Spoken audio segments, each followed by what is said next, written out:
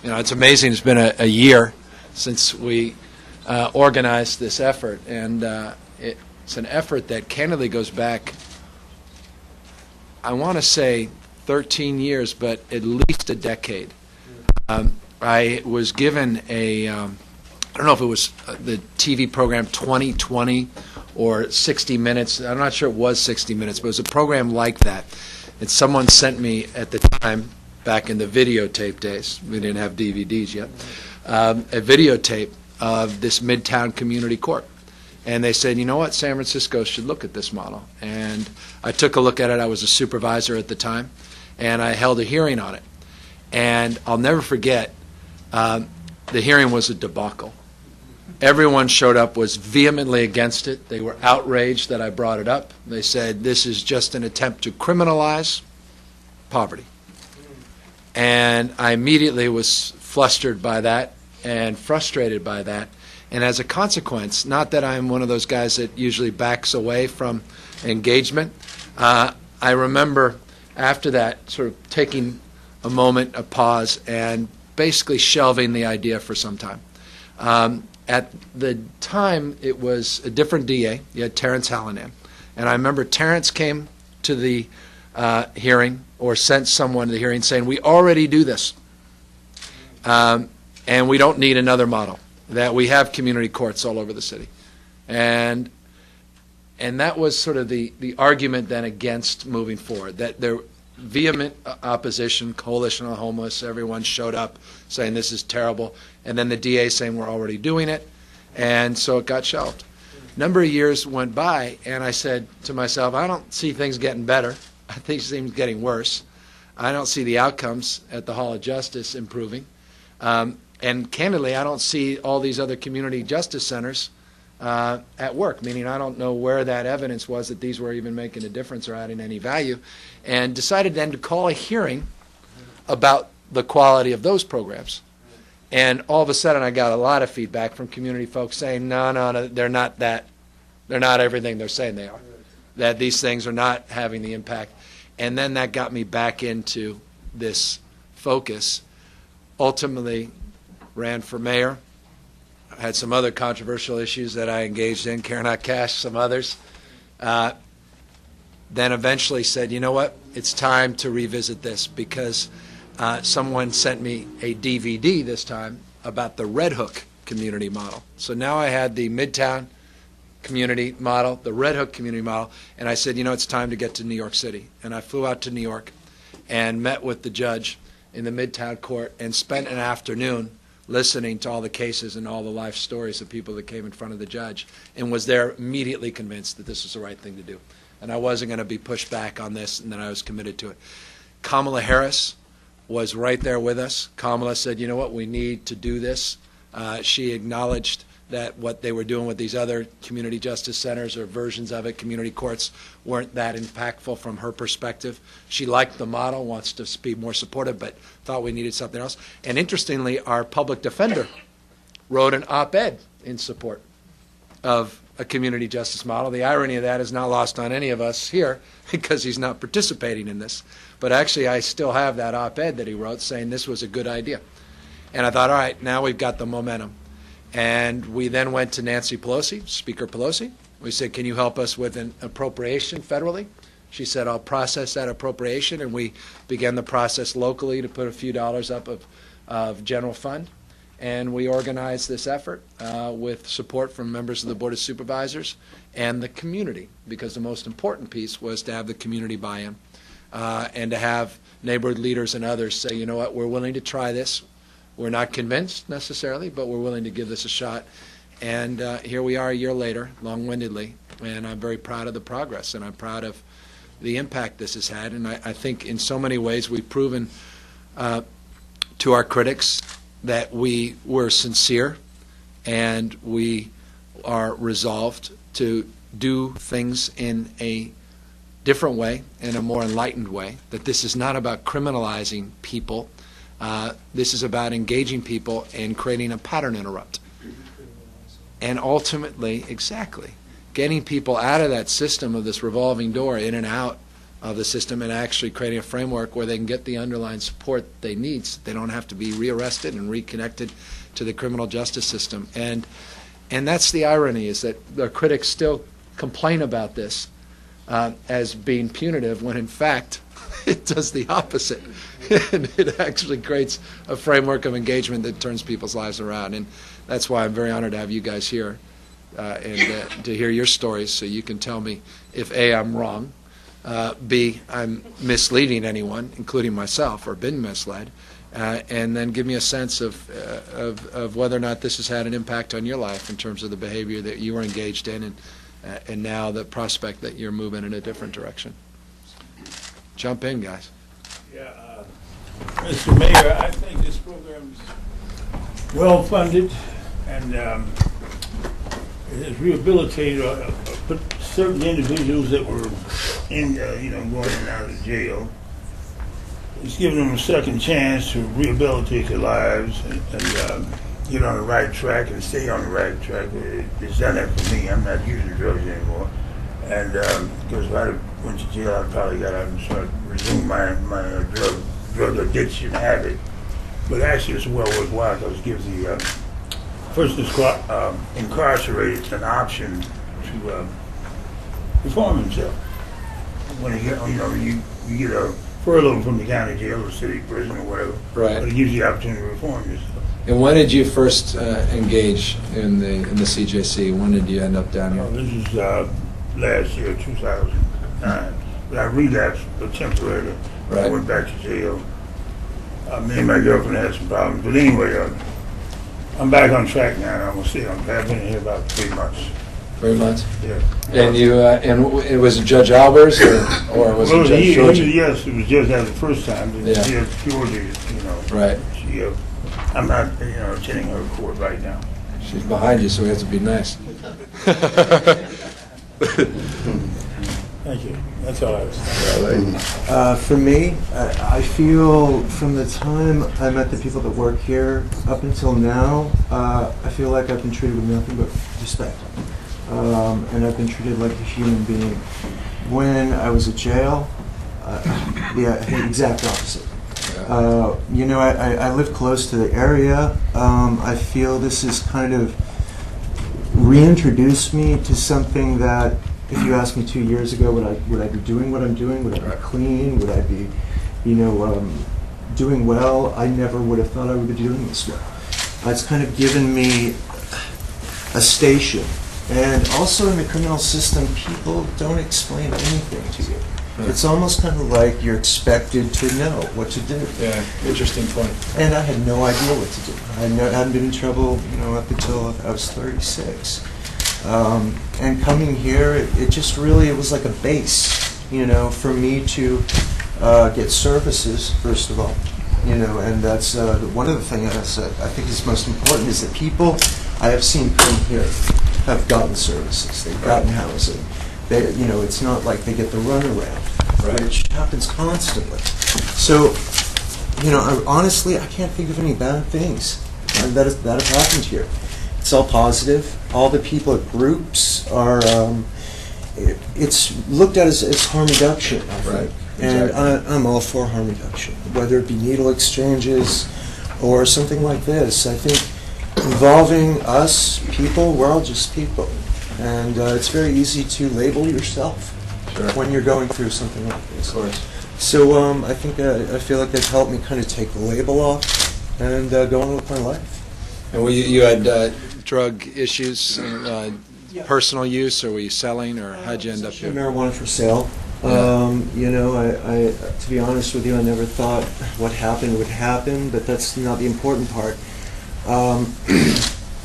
The important thing, I think, is that when I was on probation, I did 6 months in home, I had no idea what to do. Right. And even when I didn't leave the house, there would be problems with GPS. They would call me. I really felt like a victim. Right.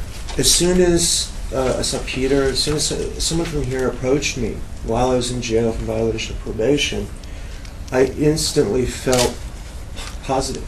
Right. I felt positive about him and the way he talked to me. He talked to me like a human being and not Right. like an orange suit, Right. which is very easy to do, Yeah. in that situation. And, you know, I feel that in the future, if I want to, I can come here and get services at any time. Yeah. So that's something I didn't have before. I felt like, honestly, when I was on probation, like I was just floating out in space, and I had no, you know, slowly running out of air. Right. If that makes any sense. No, it does. It's actually a great metaphor. So I don't want to go on and on all day. No, very good. That's good. How about you? Oh, man. Where do we begin? You're going through it, man, but I'm holding on. All right. I've been on probation for about 15 years now. To be honest, this is the first time I ever seen my probation officer when I came here. And it's scary. You know, it's all new to me. Lifestyle, people that I be around. Yeah. People that I don't go around no more. But I'm getting used to it, man, you know. But the people here, man, they help. They help you. They always be there. You make a phone call, they tell you to come in, come hang around. You know. First time I ever went to court and got a gift card, you know.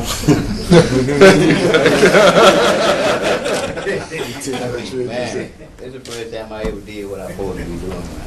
Is that right? Yes, the first time. And they gave me plenty of help and support. That's good. How many years you been in and out of the system? About 20. 20 years. Yeah. All right. My first time reporting, my first year. All right. Yeah. Good for you. That's great. That's great.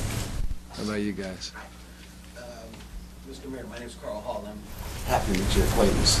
I got to tell you, in the 7 months that I've been in CJC, I didn't start off wanting to do this.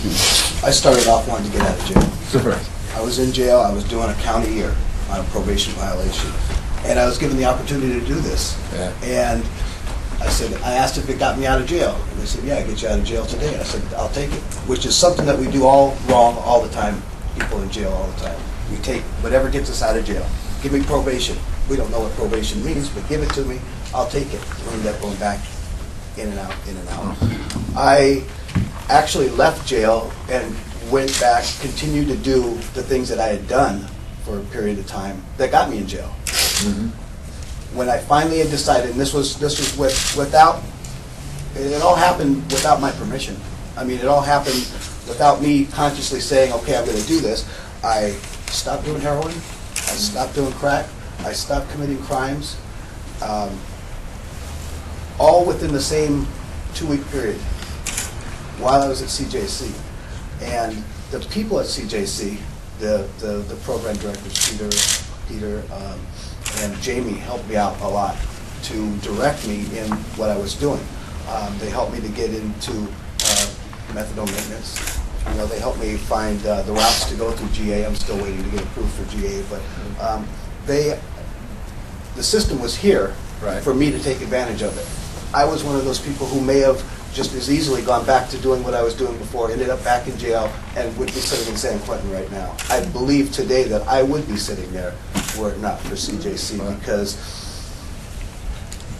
it offered me an alternative. Right. And you know, in the 7 months that I've been here, I found a new hope in life. You know, I found a support group that I could, you know, that I could look to and bare my soul to.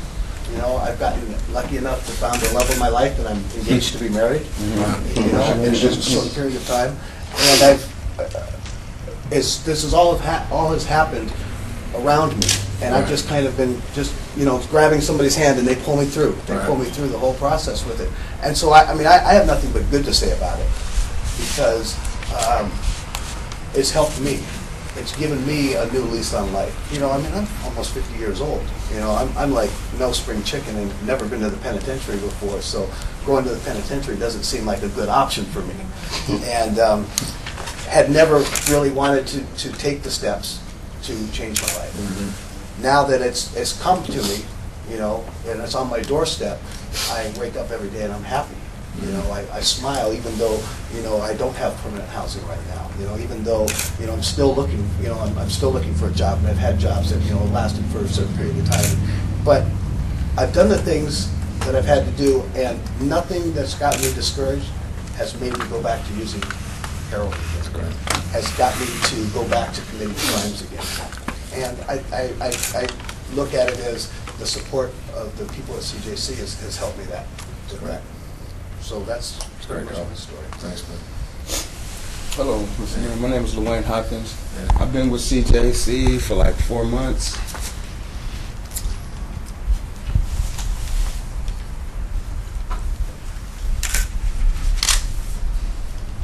All right, man. Thank you, Peter.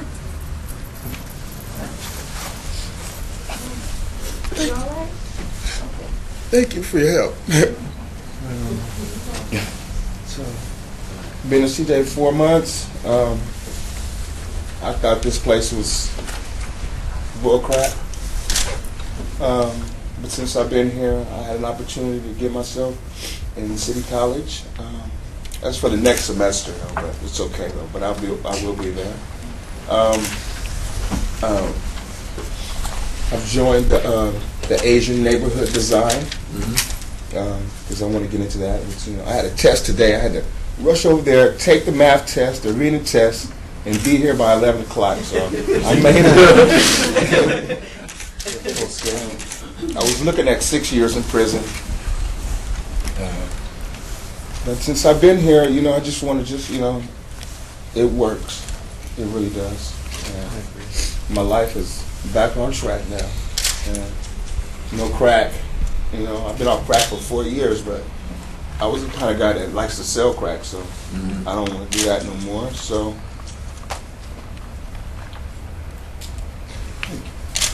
everybody in CJC, Judge George, And also, what helps is that the people, even though they may not be able to answer every question you have, they say, I don't know the answer to that question. Let me help you to find the answer. And they actually do it. Rather than telling you something that's wrong, leading you to somebody else who doesn't know it, or basically passing the buck. They don't really pass the buck. They say, you know what, that's good. It's a good question. We're kind of new at what we're doing here too. So we're feeling our way through this. Well, let's find out together. And that's what's made me feel like there's the hope that the gentleman over here is talking about. Jonathan. Nice to meet you. Mr. Mayor, to me this program represents trust, responsibility, and a positive sense of direction. And all you have to do is abide by whatever the regulations or rules that they bestow on you, and you should be all right. But it's really up to the individual, the client. They can steer you in the right direction if you don't continue in the right direction. Right. You relapse on drugs or whatever, resort to crime, petty crime, felony crime, whatever. You're responsible for your own behavior. That's right. That's all that is. Right. They kind of like they kind of like you don't want to mess up, Right. You be telling yourself you can do it all the time. If you don't do it, you can come to them and keep it real with them, Right. And they have to walk through it, show you how to do it, Right. You can talk to them like the other people. Or some other clients. Yeah. Compassion and concern versus anger and judgment. Well stated. And for me, what's that word? Distinguished from the rest? Yeah. Is that working you go to get off probation early? You know what I'm saying? They let you off probation early. And that's what that keeps me coming back to the group, because these groups here is because I want to get off probation early. I want my life back, and and I want to do better. So I will come back here, twice a week, 3 times a week. If it takes that. But I'm just tired, of living that, that life, that tenderloin life, So hey, I'm on the right track. Thanks to CJC. There's a lot of respect to it. It's a lot of respect from people. I've never felt like people are judging me here. Anyone here. clients and people that work with never felt judged. What do you have to say? Hello, Mr. Mayor. No, I think that I don't have anything to say. The clients have really said it all. And my name is Tamika Moss, and I'm the coordinator for the Community Justice Center. And I want to just thank you all for sharing and being so honest and willing of your spirits to have conversation with the mayor and also the staff here and your other fellow community members, because again, this is about the community. These folks that we are working with at the CJC are community members. And although they've been involved in the criminal justice system, it's up to us in this center to make sure that they're a part of the community and contributing positively to the community as well. And so, just in terms of what we hope to do in 2010, I think that we're trying to continue to work with as many clients as we can. Right now we're averaging about 250 new clients per month, and we anticipate in 2010 we'll be seeing about 400 new clients a month.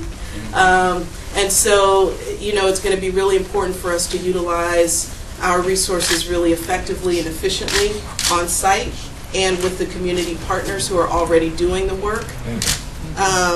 So I think that's an important component. I'm sorry, I said 400 new clients, I meant 400 new cases. I meant 150 new clients in 2010. The other piece of the program that I think we'll see growth in is around our community service hours. In 2009, we had 1,700 hours of community service fulfilled within the CJC region by clients who, in lieu of jail or in lieu of other things, were able to do community service within the community that they were working in. And we anticipate that number going up to about 3,000 hours of community service. Did you guys do any community service, or have you been engaged? Yeah, Mr. Mosley. All of you guys. What kind of, by the way, Supervisor Dufty is a big supporter in many ways, and I mean this sincerely, I'm not just patronizing him, he's responsible for getting this through the Board of Supervisors. So that's the face of the guy who gave you guys this opportunity, and so I want you to know that. But what kind of community service have you been asked to do? Working at Glide in the the chow hall, cleaning up dressing tables, passing out trays, general cleaning. That's Right. They haven't had me doing anything specifically, right? But the community service aspect is engaging with other people in the community. I also feel like a lot of times my responsibility is to be a good citizen. And just walking the streets showing people that I'm not committing crimes anymore and doing drugs on the streets like I used to do is a step in that right direction, providing that community service. I've also helped to clean up bus stops and do the street crews as well. What kind of work you do? No community work, but every now and then I go to Glide and I just help. They got the little volunteer thing where you can assist people in the child hall line and stuff like that, and I just do that on my own time. And that keeps me from hanging out and stuff. So, I do get that. In my case, what I have done for the community is, since I've changed, I'm no longer introducing cocaine into the community. I'm no longer doing cocaine. What way I look at it? I'm taking responsibility for myself and what I do. I never have wanted to see a psychiatrist, and now I'm in psychotherapy, and I'm doing great. I feel good. I'm even thinking about not smoking, which would help the community too. So, but as a matter of fact, I do, when I come to group here every week, I think that's where I do a lot of work. With other people. Really even if it's just being there for them, relating. The groups are so integral, I think. And I've gotten so much out of it. I've really gotten a lot out of it, and sometimes I almost feel like I'm running the group. And I think to that point, we've really tried to utilize our client successes in the community. We're having our bi-monthly town halls in 2010 so that we can understand better from the community how the CJC can be more responsive to public safety needs, and our clients are our best advocates for talking about their contributions to the community. What kinds of public safety issues do you want the CJC to work on, and what kinds of resources are available? Because you don't need a criminal case to come here. Right. You can utilize your resources, our resources, in a way that's just another tool for people to improve their lives. And so I know that we're sort of getting to the end here, but I just want to give a hand to all of the people in this room who have contributed to the success of this program, and hope and almost know that the work that you all have been able to see in this room is what's going to move us forward in 2010. Yeah. You were going to say, but I ain't got too much to say. I just want to say it feels good to be out of jail. It feels good to be sober. yeah. And it feels good to be in the program. The programs here is excellent. Good, man. Excellent. And did you in the past found yourself down at the Hall of Justice and in and out, and Yeah. and it was just it wasn't working. It wasn't working. But when I came here, it started to work. Started working. Mm-hmm. And were you given the choice to come down here, or did they send you down here? They sent me down here. Yeah, because they thought that you were at that point where this may actually Yeah. pull you out. Mm-hmm. And Peter's been a good guy. Oh yeah. Well, I don't have Peter. I have Loretta. Yeah. That lady over there. I'm not. I don't know Peter too well. I'm not in his group. Right. But that lady over there, I'm in her group, and Loretta's group. They're doing a good job? Yeah, they're doing a good job. Yeah. All right, just check it. With Peter, he saw me in jail, and Did he? I felt like I had a choice. You can do this, or you can do, what you're doing now. Right. So, to answer your question, I definitely had a choice. I could have said, no, I don't want a piece of this. Right. And if I had done that, I would have been caught up in this same circle. And, so Peter really introduced me to to coming here. And I just want to say that even though I'm not in this group, he's helped me a lot. Just seeing him, in court, he's spoken up for me, speaking, all that. Right. He's doing pretty good. So, Mr. Mayor, I'm sorry I came late. I just want to put a couple of things on the table. One is that when this program started, there was a rush to judge it in the first week or the first month. And I'm so happy we've gotten to a year, because there was even an effort in the budget process to stop it after just a few months. And I think that there was a concern that somehow this was going to be a court process that was going to really focus on very low-level crimes. And I think what we've seen is that unlike any problem-solving court in the country, it's really given people an opportunity who are looking at significant time. And I think it's really demonstrated that it's a change court. And I've had the occasion, I represent the Board of Supervisors on the advisory committee, and I come to the meetings, and I was so inspired when I got to sit and just listen to the people at work here every day with the clients, and then to meet the clients myself. And so I really feel this is a change court. It's not, when you think about justice, you think about locking people up, and I really see this as a court that's dedicated to change. And I feel all of you have shown that dedication. And I'm really hopeful that going forward, that this court isn't going to just be supported by one segment of the city or the business community or population. I think that as people see you and see the people who do really transformative work here, and I notice that Dan is here from Nancy Pelosi's office, and so I just want to acknowledge that Speaker Pelosi got the first money. And this court was a tough sell, even with $1 million from the federal government. It was really a tough sell to say, take this grant, because people were so suspicious and skeptical. But I really think that this court reflects what San Francisco's about, which isn't doing things the way things have been done for generations, but changing it. And so you're our beginning change agents. And so anything we can do, and I know it's also hard because the tools that the caseworkers have are very limited. The city's in dire straits right now. So the fact that people can work on housing, I know, is not easy because the tools are not out there. So I just wanted to come, and I really appreciate the leadership that the mayor and Speaker Pelosi have shown. And I'm committed to life for this. We're going to keep this That's going. great. Mr. Mayor, has this program reduced crime in the Tenderloin? Well, the crime rates in the Tenderloin have dropped significantly in the last year and a half.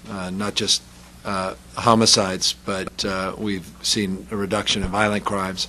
There, of course, have been a lot of stepped-up efforts, as you guys may be familiar, with our new police chief to deal with some of the street behavior. And there's been a number of large, there's been a lot of effort in the last 3 months to really engage folks and get folks to understand that their behavior is not helping the community or themselves, but that we need to create a framework where they have similar opportunities that you guys have been afforded and move forward and options. And it's tough. I mean, without belaboring or preaching or pontificating, I mean, this whole drug war in this country and the implications of it are incredibly frustrating to me, and you guys are on the front lines, and so it's finding that it's a balancing act.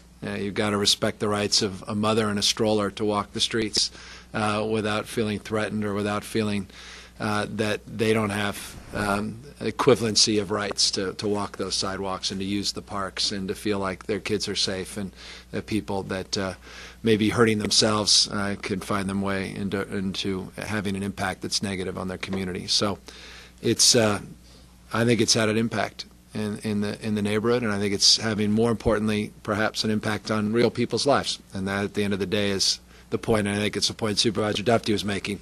A restorative justice model is about having ambassadors, and these are ambassadors, and your success is the success of others that are counting on you to be that model and that example for others. I mean, I imagine you have friends that say, boy, man, if you can do it, I know I can do it, because, man, you're much worse off than I am, right? Everyone always says, I'm not as bad as him. Yeah. And so It's human nature. Man. that's it. It is human nature. And so, it's you're giving people that hope as well. And so, we do have strong support from the Speaker's office. We've had Champion at the Board of Supervisors and a few others, and we just have to keep that momentum up. Cost of the program actually will be dropping next year, which is good. We're going to be more aggressive in getting reimbursements from the state of California, Medi-Cal reimbursements. We're engaging service providers in a much more strategic manner, building more partnerships. And so I'm confident that we'll be able to navigate the budgetary waters this year. But the key is to make this a long-term commitment and institutionalize this, because I think 5 or 10 years from now, this thing will be something we never could have imagined. I mean, many of you may be actually working here.